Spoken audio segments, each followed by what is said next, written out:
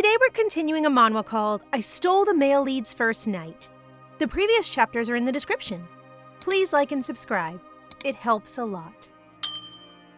Ripley has finally realized that she does want to be with Zeronis and does not feel guilty about it anymore. However, he just discovered that she faked her injury just to get rid of him. He is angry, he's hurt, and he has decided to finally cast her away. Ripley, I told you you were going too far. Furious and hurt, Zeronis grabs Ripley's arms and can't even look at her face as he tells her she deceived him, and once more, she is unable to say anything. Finally, she says something. His name. It makes him lose it completely. The name he had always found so comforting when said by her lips now stings him like 1,000 knives on his chest. He looks at her, despair taking over, telling her she can't say his name so carelessly since they are strangers with no relation, as she had always insisted on them being.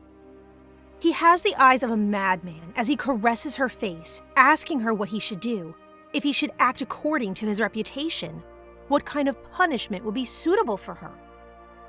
Ripley looks down, and she really wants to tell him the truth, about being from another world, about the original fate of the novel, about her not wanting to disrupt it, about the love she feels for him. But she can't. She just cries. Zeronis asks for an explanation once more, but upon her silence, he says she's evil, deceiving others with her words, and as he walks away, he tells her to look forward to her paying for her sins.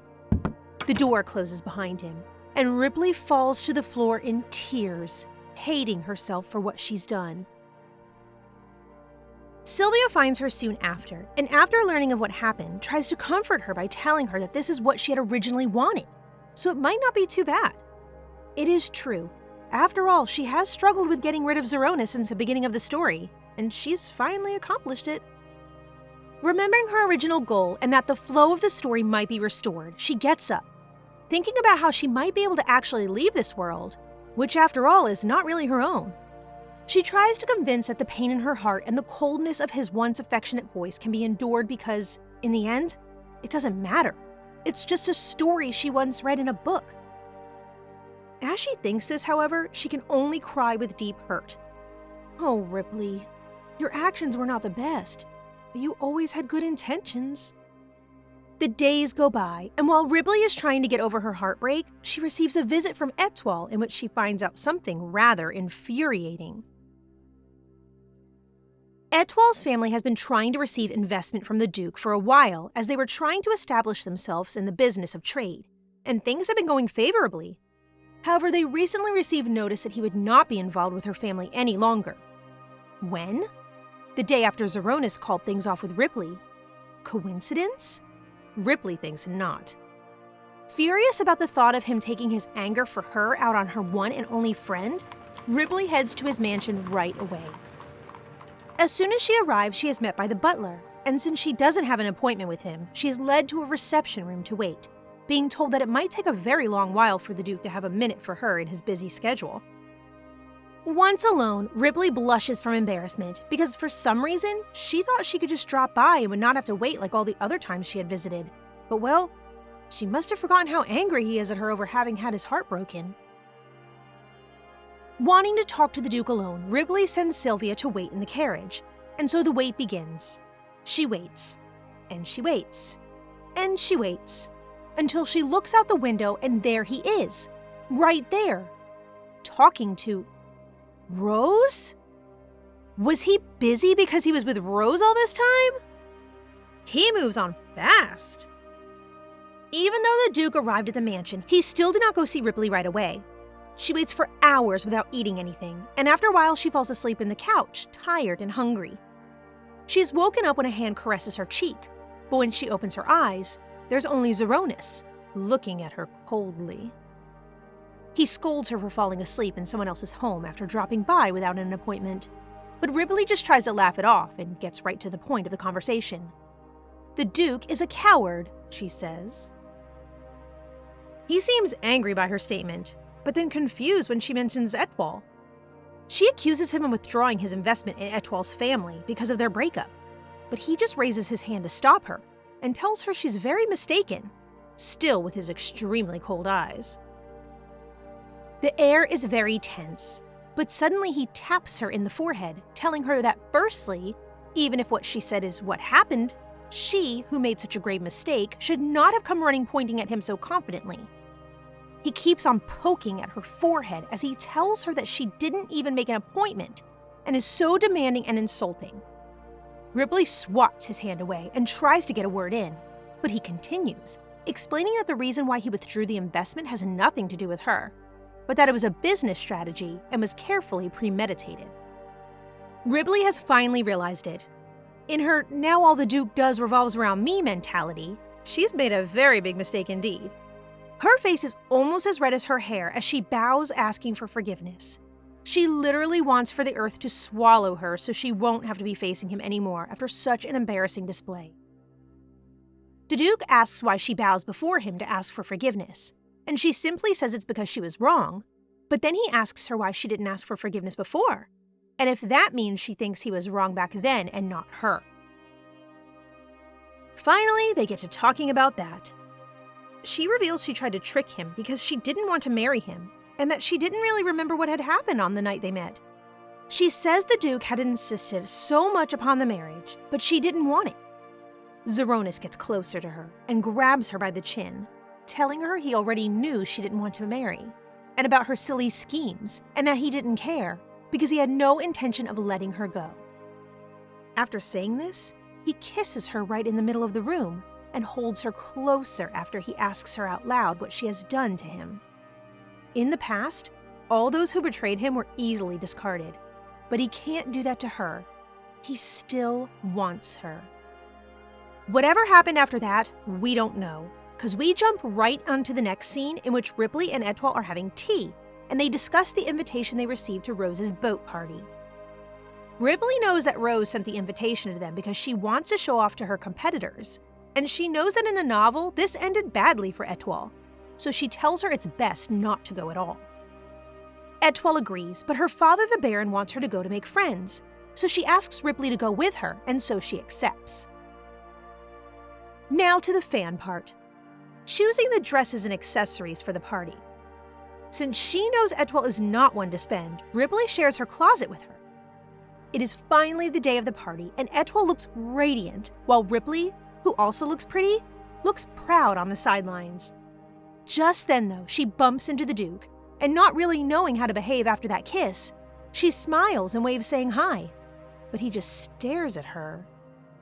They stare at each other in silence while Ripley curses at him in her mind because he made her so confused and has thought about that kiss so much, but now he's just indifferent, not replying to her greeting.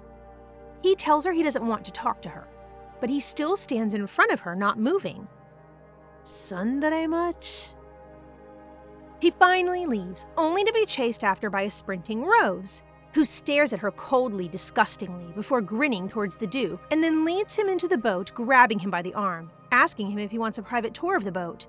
Yeah, the boat. Sure, the boat. Ripley is absolutely jealous and furious watching from behind, and as they leave, Rose gives her one last glance, smirking at her. This prompts Ripley to make a very low IQ decision. Drink. Ripley, didn't you learn anything from the first chapter? Time skip, and indeed Ripley got drunk. Her face is flushed and her mind is a bit numb, so much so that she bumps into someone as soon as she turns around. And that someone is none other than our Duke. They stare at each other against the starry night sky, and he asks her if she's drunk, which she denies as she tries to grab another drink. He stops her though, and annoyed, Ripley asks, "Why did you let go?" Zeronis is confused as Ripley reminds him he said he had no intention of letting her go, even if he knew of her plans, so why did he? Fireworks illuminate the night sky as she asks him not to let go of her. He asks if she thinks he released her, after which she says that he ignored her and went along with what Rose wanted. Finally, he asks her if she's jealous, and she looks right into his eyes as she says yes. She's about to confess to him, when all of a sudden, the Duke is called out by Rose's father to show him the boat. Nice timing, man. Ripley decides to go look for Etoile because she wants to leave, but little did she know that she was followed by Rose. Of course, the mad woman starts on and on about her delusion of marriage with Zeronis because their families have a good work relationship and yada yada, and wraps up the whole speech with a warning to Ripley, telling her to leave the Duke alone. This, Ripley cannot take, and she resolutely says no, that she will continue to be with him and that she will not let him go. Not liking the answer, Rose proceeds to push Ripley off board. This psycho, she literally just tried to murder our female lead. A splash can be heard as Ripley's body hits the ocean waves, and she's in shock for a minute, asking herself if this is the end. But no, she must swim, and swim she does. But she is running out of breath when in the water she is found by our Duke Zeronis. Seeing as how she is in desperate need of oxygen, Zeronis acts quickly and gives her a kiss to give her the air in his lungs. As soon as they reach the surface, Zeronis is worried, asking her why she jumped in, and if it was because he ignored her. But when she tries to explain that Rose pushed her, the cold takes over, and she starts stuttering so much that she can't even speak properly. Holding her, Zeronis tells her that he will never let go of her, as she asked. The couple is quickly picked up by a small boat, and Zeronis pulls Ripley closer to him as she shivers, giving her a kiss on the forehead. She then asks him if he meant what he said in the water, that he won't let go of her. And he says it's literal, but can't really speak more about that now because words would be insufficient. So to answer, he would have to kiss her right there and then go further. Ripley stops him for her sake, for the sake of the boatman who is so red that he himself might faint, and for our sake. Because honestly, I'm about to start jumping up and down and giggle like a fangirl, and how would I be able to keep on recapping if he goes on? Once on land, Sylvia and Etoile cry because they were worried about Ripley, but the Duke interrupts them, saying that he will take Ripley to his mansion to warm up. Sylvia is confused. He's cold and wet too. He'll have to change as soon as possible, but Zeronis tells her that they both will make sure to do that. Still confused, Sylvia says there are no spare clothes for her in his mansion. And now completely taking over, Zeronis is clear as day with his intentions, saying that she won't be needing a spare set of clothes. Okay. Whew. Okay, I need air.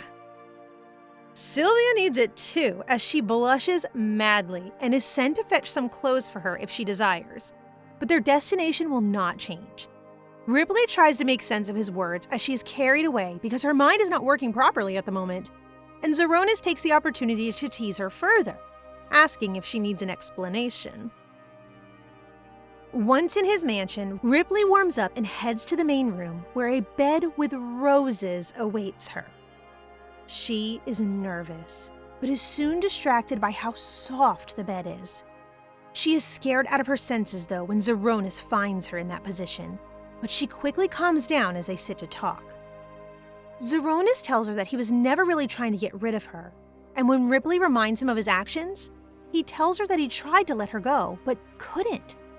Normally, people who deceive him like that pay with their lives, but he couldn't do that to her.